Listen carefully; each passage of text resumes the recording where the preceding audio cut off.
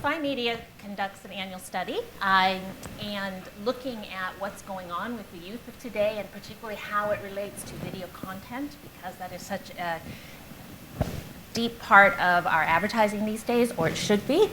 And so just to set things off and to get you in that teenage and youth mindset, I'm just going to run a short video, and you'll see these are 13 to 24-year-olds, and they're just talking a little bit about what is happening in their life in terms of video and online.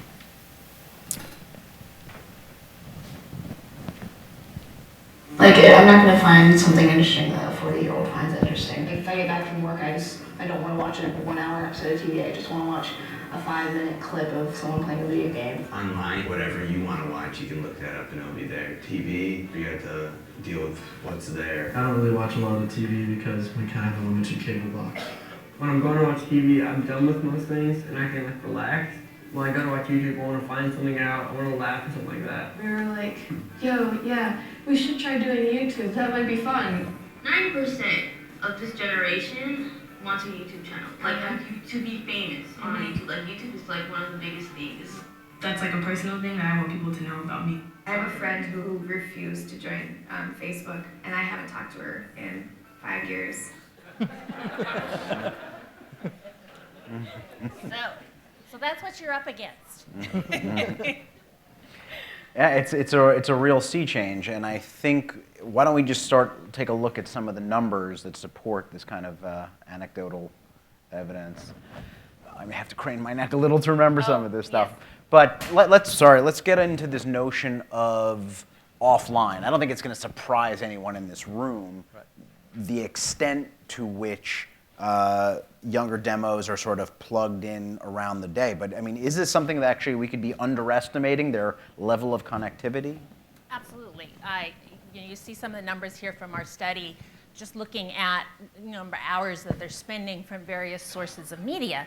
But something that really came out strongly in this particular study was this notion of offline. When we tried to talk to youth about, well, what do you do when you're not online, when you're not on the computer or your phone? And they gave us this blank look. Huh? And that's the moment when, first of all, I realized how old I am, and that they have no concept of offline. The world has been online. Even the 24-year-old, the internet has been there since they were born. And they've all been using computers since, they could use a mouse or a keyboard. And so, their whole day is online. Their whole night is online. And, they are never alone. They tell us what I can always text my friend. I can go on Facebook. I can see what she's doing. And they talk about sharing videos or watching videos together, which is like not necessarily sitting in the same room. It's like, oh, hey, we watch this. Oh, and then they start texting about it. It's really a completely different mindset. And even the notion of a video is different. We're conducting a second study, our study for this year. And one of our very first learnings was that, like, the notion of a moving image or a video is very different definition for them. I mean, we asked them specifically, they're keeping journals, write down every video you see, including vines and da-da-da-da. And when we go back and we're like, well, you haven't written down any vines. I thought you were a Vine user. And they're like, oh, you wanted me to add vines? Oh, okay, I didn't know those were videos. So. Wow. Things are, yes, so integrated for them that they are defining things completely differently than, even a 25-year-old is. And so, did you get much of a sense of if they're watching, on one end of the spectrum, long-form conventional TV content, and on the other end, 6-second vines? What does that mix look like? Are they just kind of bouncing back and forth, or are they kind of tilting to one side of the spectrum much more so than the other? That's actually, I can't answer that right now. We could not get a sense of that from last year's study. So this year, we're looking very intensely at that to see exactly how much of their day is short form, 5 minutes versus 2 minutes versus a Vine versus getting on Netflix and binge watching Breaking Bad, and so that's something we hope to answer Andrew, in a few months. And I think what is evident, though, from the study is that, there's just a massive amount of consumption that's happening across platforms because, we're used to, traditional media living in a world where content was programmed to us, content was delivered to us on one screen and at home, and we were limited in terms of our video consumption based just on that alone. So it's not, this particular audience doesn't care what screen they're necessarily watching on. They're going to grab the closest screen that's accessible to them for them to watch the content that they want to consume. But I think what's really revealing here is like who knows what the real limits are in terms of how much content they're willing and able to consume within a day. The stats do show that original digital video content far outranks any other forms of content for this particular demographic. 12 hours a week are being spent consuming original digital content and on social media. And again, hopefully next year we'll be able to speak better to what that breakdown looks like across Vine, Snapchat, YouTube, Facebook, Instagram, et cetera. Well, but let's address sort of the right hand of the slide here that you've got on in terms of there's a lot of different kinds of TV, scheduled, free. I mean, what are some of the interesting patterns we're seeing? One, we're seeing that, first of all, the interesting thing, the notion of a show is also, again, very different. We were asking the people, what is your favorite, show that you'd like to watch? We deliberately leave the word TV out. And, several of the girls are like, oh, Orange is the New Black. The notion of a show, it does not necessarily mean it's on TV, although for them, they told us, oh, well, yeah, we are watching on TV. But, one of the patterns is with shows that may have originated with some type of TV station is they're telling us they're not watching it live or even DVRing it. They're going to Netflix and they're getting the whole season and they're binge watching it. So, that is certainly very different than, watching it live. A lot of them have said, I don't have time or I don't want to be there at 8 o'clock to watch my particular show. So that's the other thing. Convenience is really, really a big deal. So that's, you're getting the time-shifted TV, or they're telling us, oh, well, no, I'm going and I can see it free online, the next day or whatnot. Okay. Why don't we take a look at the next slide?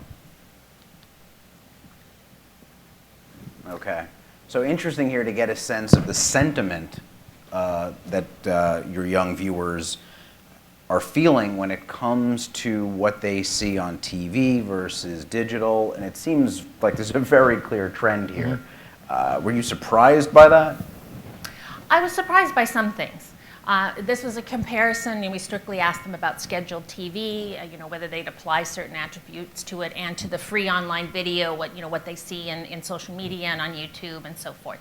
And it wasn't surprising to me that with online video, they're saying, oh, well, I can watch it anytime I want, or that, oh, more of them are saying, oh, it has what I want to watch, simply because they can go and search, who knows, millions of hours and find something that they want to watch. For me, what was surprising was that, they're saying it's much easier to relate to and that it makes them feel good. And that was really surprising to me because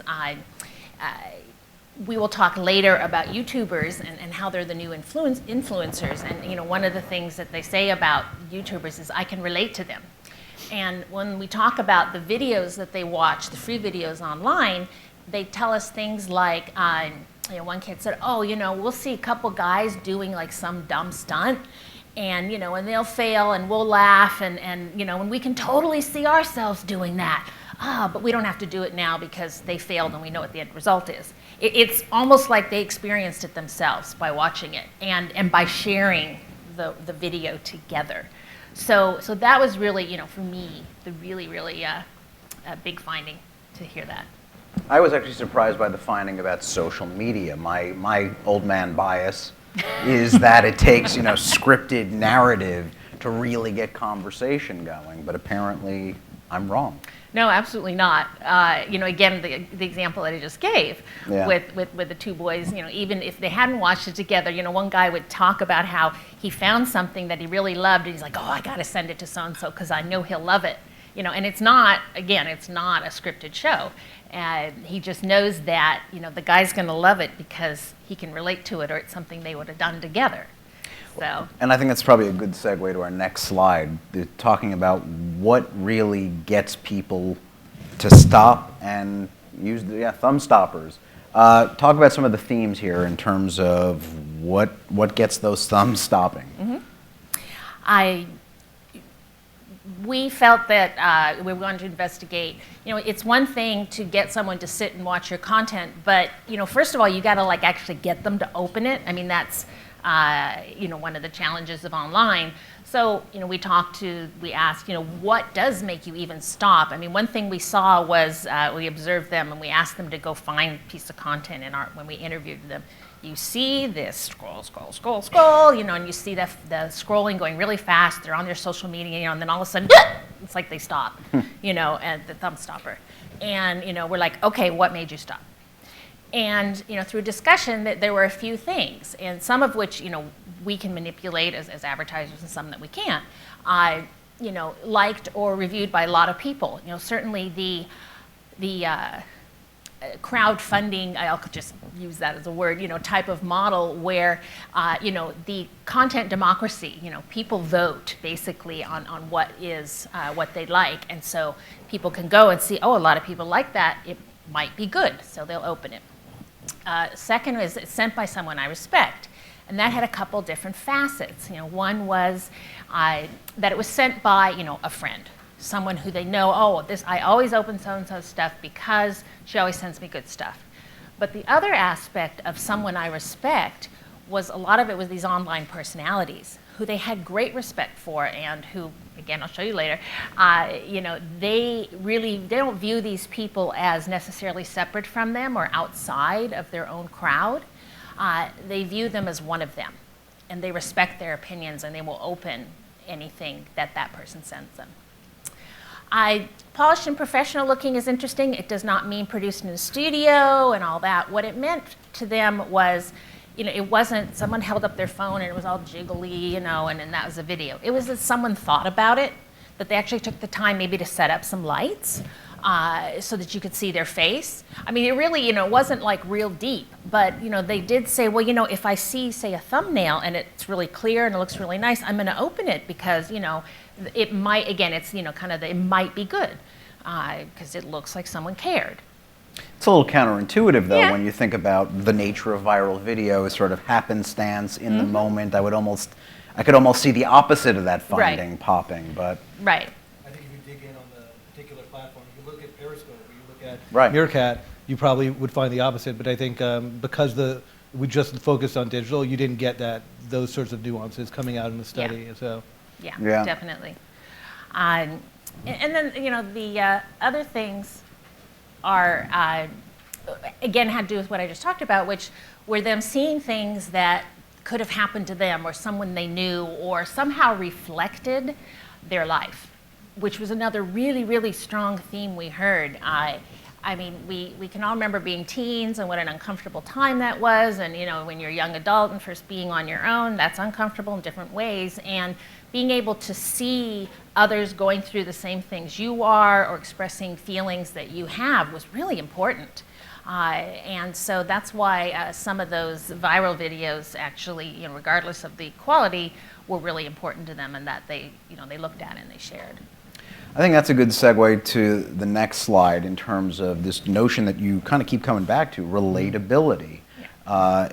We ourselves at Variety did some data a little similar to yours, did a survey that showed to our astonishment, and I remain astonished at how impactful the survey was, that there is a new breed of celebrities coming up through YouTube and other digital platforms, and it is very much cannibalizing the existing sphere of celebrity. And it looks like your data kind of went in the same direction. Yeah, absolutely. We asked, we had a survey portion to our study in addition to, ethnographics portion. And, in the survey we asked questions about which attributes you would put to a YouTube celebrity versus those you'd put to a TV or a movie star. And that was very deliberate. We did exclude sports and music because they have a very unique relationship with people generally.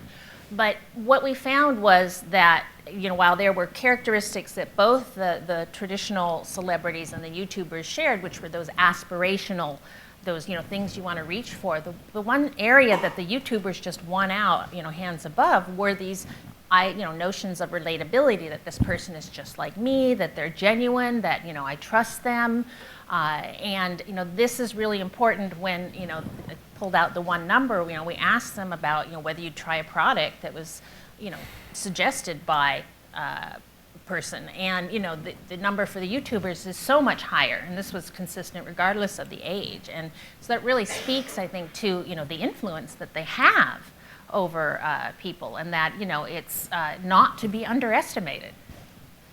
But I mean, and those kind of two big words up there up top kind of set the stage here: relatability and aspirational. The conventional wisdom, I think, has been for so long that it was about aspiration, that it was about looking up to people not like you. I sometimes think, looking not at just at your data, at what Variety has done in this space, and say, well, maybe this is just a sign of immaturity in the category, and that we will still see this sort of new breed of more aspirational, conventional stars. How do you feel about that? Or do you think, nope, this is a new medium, new sensibility, that's it? I'll also want you to comment. It's definitely a new medium, a new sensibility, because the access to the YouTube and Vine celebrities is so much greater, than that. One of the fellows in the study, he said, what, these people, it's like they're putting out videos 365 days a year, they don't take a break. You get to see that. You see how hard they're working. I mean, that is inspirational, or inspirational and aspirational for them. And so, it's not that they aren't already aspirational. It's just in a very different way than a traditional celebrity. It's not about the lifestyle of, the money in the cars or the fame necessarily. It is more about that they are doing something that these kids aspire to. The kids earlier said, oh, everyone wants to have a YouTube channel. But what you didn't hear them say was, oh, but that's a lot of work. So. Right. No, I agree with what you're saying. I think that no one's saying that YouTubers aren't aspirational. They are. But I think the key point is that today, audiences are craving relatability. Audiences are craving that authenticity that comes along with those YouTubers. It's not about production value. It's not about how much money they put into their content. It's about being honest and open with your audience. And by doing that, they've made themselves into individuals who are accessible and willing to sort of put themselves into a position where they're dealing with the same everyday challenges that their audiences are. And so celebrities might be dealing with those same things, but aren't as open necessarily about sharing them. And I think traditionally, when it comes to advertising, celebrities were traditionally paid and compensated for being a spokesperson. And so I think audiences know that, and I think it's really hard for a celebrity a traditional celebrity to be looked at in the same way as a YouTuber. They're just two different breeds of celebrity. One's not better than the other. I just think our study really points to the fact that if you want to reach this audience, you have to be willing to work with influencers who are on YouTube and where the audiences are. So it's not just being authentic and relatable in your content, but it's also that happens to be where audiences want to be, and so you need to sort of follow that. So when you bring up the advertiser space, you guys at DEFY have done some interesting experiments of taking this new breed of talent and having them help sell products from advertisers. Can we take a look at some of what we've done here? Sure. Do you want to set it up, or just run the Yeah, video? I think that we're going to look at two examples today of two branded content programs that we did. One is with Xbox, the other is with Nestle and Sweet Tarts brand. I selected these two examples because when I looked at the introductory paragraph to today, it looked like we're, I think, in a room of people who are hopefully now convinced more than ever of the value of digital. And now the conversation is shifting from not should I invest in digital, but there's so many options available in front of us, and the truth is YouTube, Facebook, Snapchat, Instagram, Periscope all have a place within that environment. And two examples that we're going to talk about today, we actually leveraged all of those platforms for a successful campaign. So typically advertisers are interested in views on YouTube, and that's how success is really determined. But we're going to talk about sort of campaigns that leverage social media and influence across all of these platforms to really create really great campaigns for the advertiser. Great. Let's have a look at the first one. Yeah.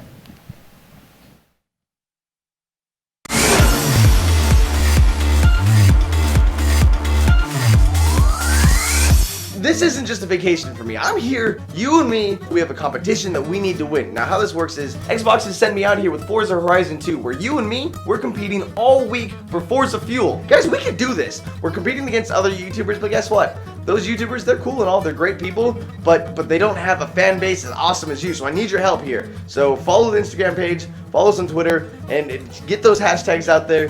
Hashtag Forza Fuel, hashtag Team Smosh Games. Let's go. He needs less caffeine.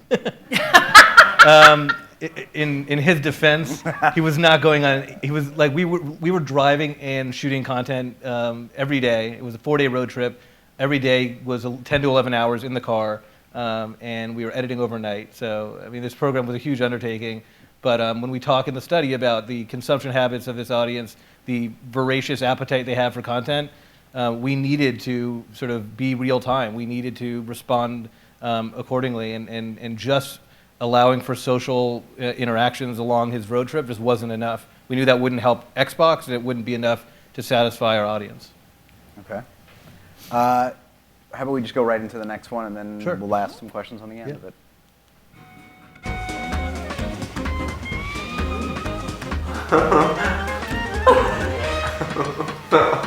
I got the bigger piece. Oh, you win! No, there's a chance. All right, well, that is it for our Truth or Dare. I hope you guys enjoyed watching this. And I have some very exciting news. I actually did a dating show with Sweet Tarts, Get Roped In. We'll talk about it later. And I can't wait for you guys to see it, so stay subscribed because it's going to be here on my channel very soon. And Shay Mitchell is the host, so... What? What was I invited? I don't know. Sorry, next time, Joey. I will also link Sweet Tart's Twitter down below if you guys want to follow them for more information on the episode coming up.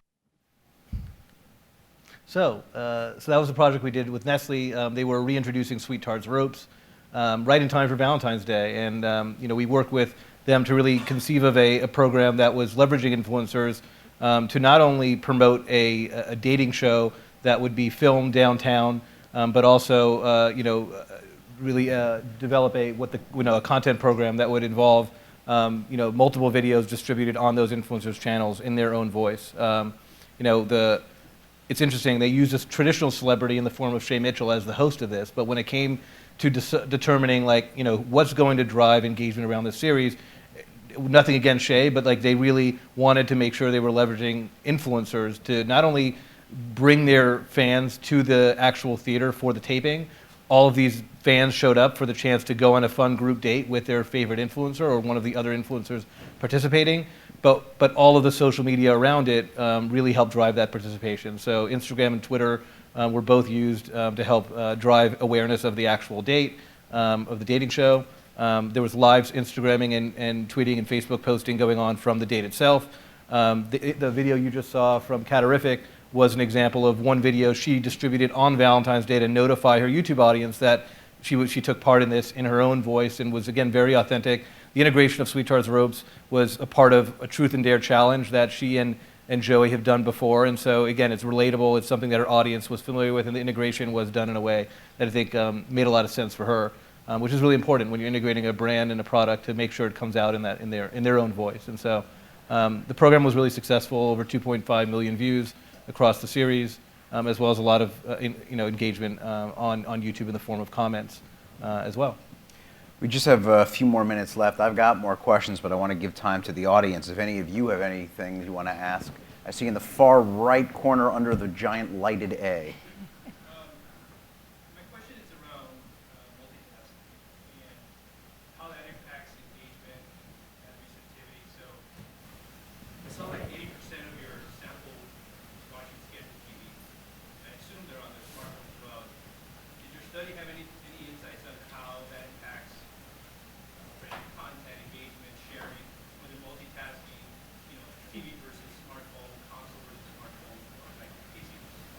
just so everyone hears, he was asking about how multitasking impacts the results of the survey. We did not look into multitasking specifically. There are other studies out there that, recent studies actually, that have looked at that, and what they have, most of them have said is yes, they are largely watching TV and on a smartphone or a tablet or a computer, and that they are sort of half and half TV attention, half whatever other device. But on the commercials, they're totally on their device, and it was a little different. The question was also, well, are they when they're on their device, are they talking or texting, with friends or something about the show? And largely, they were not. I mean, I know that, there's studies also that show there's a large Twitter component to watching TV, but at least the studies that I've seen, said that, well, there are some people talking about the show that they largely are not when they're multitasking. Got time for another right over there? As far as all this conversion, how much, as far as all the views and everything that's concerned, how does this actually translate into sales? Like, I know millennials are driving a lot of the content, but who's actually making the purchasing decisions? And you're referring to the products advertised. That's an area we have not studied. Looking at the Futures Company, they do something called the True Youth Monitor, and they do look at the purchasing power of the various age groups. So particularly with regards to teens and how much influence they have, and it's largely dependent on the category. And with foodstuffs, having huge influence over what is purchased. Electronics, huge influence, and clothing. So I think the answer would be it would depend on the category, but there's other studies showing that there was one called The Power of Pestering, and looking at how kids pestered their parents to buy things that they wanted or they've seen advertised. So I think that maybe the kids aren't themselves, but they are certainly having a huge influence. It looks like what I'm taking from this is that doing all this is to establish brand loyalty, with the end game being once they are in their late 20s and 30s, that's when they'll actually start purchasing, and that's when all this will actually start to bear fruit. Am I wrong in assuming that? Or taking that from the presentation? I would say that depends on the goals of the advertiser, because when we work with clients, each one has a different goal. So for some, it is strictly just awareness. You can speak to it with your specific campaign, those two campaigns. Sometimes it is more branding and building that brand awareness, or that brand loyalty for the future. Right. I think it really depends on the advertiser. I mean, a lot of the campaigns are not looking that far out. I mean, they're really trying to drive awareness, purchase consideration, in the short term, for an upcoming new product or a release of a movie or a game. So it's not looking that far out. I think we're really trying to drive awareness, and loyalty is fleeting at this point, right? So I think we just need to sort of be aware of that, and the only way that you can continue to earn the trust and respect of the audience and the consumer is to continue to surprise them and continue to provide them with great experiences and products and services. Well, that's all the time we have. About a hand for our panelists. Thank you.